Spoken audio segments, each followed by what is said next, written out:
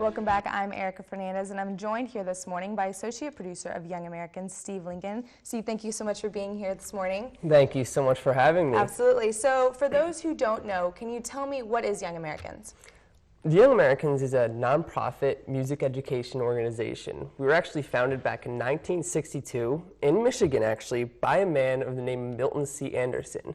At the time, youth in America was getting a bad name through the media, just through drinking and drugs, and not really getting a lot of hope from the older generation that the state is in good hands. Milt saw and worked with good kids at that time in his performing arts school when he worked in a choir. He had an idea to bring dancing and singing and put it together. So, fun fact, the Young Americans was actually one of the first glee clubs of America. So we were the first group to put together singing and dancing into the same caliber, into the same show. So through that, the Young Americans started doing performances throughout Michigan, and then that kind of grew throughout the states. From 1962 until about 1992, the Young Americans did convention shows throughout America, throughout Europe, and throughout Japan as well. 1992, our now executive director of the Young Americans, Bill Brawley, had a great idea. Instead of performing, how about we go around and we get into schools and we teach music? Because at that time, during budget cuts, one of the first things to go was arts in the community, which is understandable. I mean, we have the same problem today. So we wanted to get Young Americans into the schools, and we would go in for about three days. And the first 2 days, we would teach everybody who wanted to work with us a 1-hour show. And we'd perform that show on the third day for the community, for their friends, families, teachers, anyone to come in. And the original intention was really just to keep music in schools and keep kids interested in the arts. But what happened really was very interesting to our organization.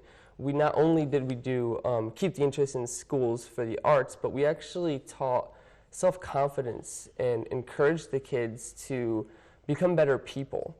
I know it sounds a little funny, but I mean, we would work with a kid, for example, and we were teaching them a solo. Say this kid never had a solo or any opportunity like that before in life, just kind of like in class, they don't really do sports, they don't really do anything, but they want to come out and do our show. We're going to give them a solo, they'll stand center stage and sing by themselves. To some that might be terrifying, initially, yeah, but working with the Young Americans will teach them to be comfortable and believe in themselves so they can actually step forward and do the best that they can. And they take that with them from the workshop, and they can apply it to everything else they do in life, whether it's the classroom or the work environment or at home.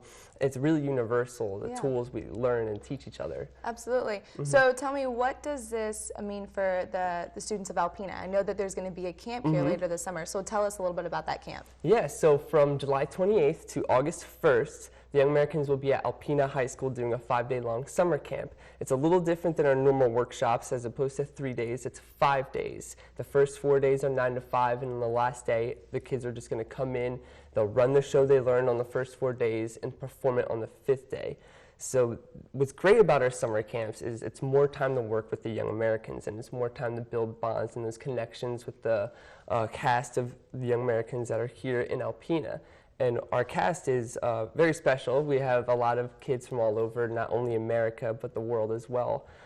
Japan, Europe, England, Ireland, and Scotland. We have kids from all over who just come in, a part of the Young Americans, just to give to the students on the whole tour, and especially here in Alpena. And so what types of things will the students benefit from if they attend the camp? So attending the camp, it's a performing arts camp. So we're going to teach a variety show. So all different styles and genres of music will be taught. So maybe if a student, is a dancer and they take ballet and jazz class, we will teach them hip hop, singing, even more ballet. We'll give them, a lot of exclusive opportunity in what their specialty is, and also push them in other areas of performing arts that they're not familiar with. Okay, great. All right, well, we urge the students of Alpena High to attend the Young Americans Summer Camp at the end of July. So thank you so much for being with me today, Steve. Thank you, Erica. Sports is next with Eric Perry. Find out what newly hired Red Wings head coach Jeff Blashill had to say about this team's development camp. Plus, see if Serena Williams could survive and advance at Wimbledon with another Grand Slam on the line. Stay right here on WBKB 11 for all that and more as the news continues.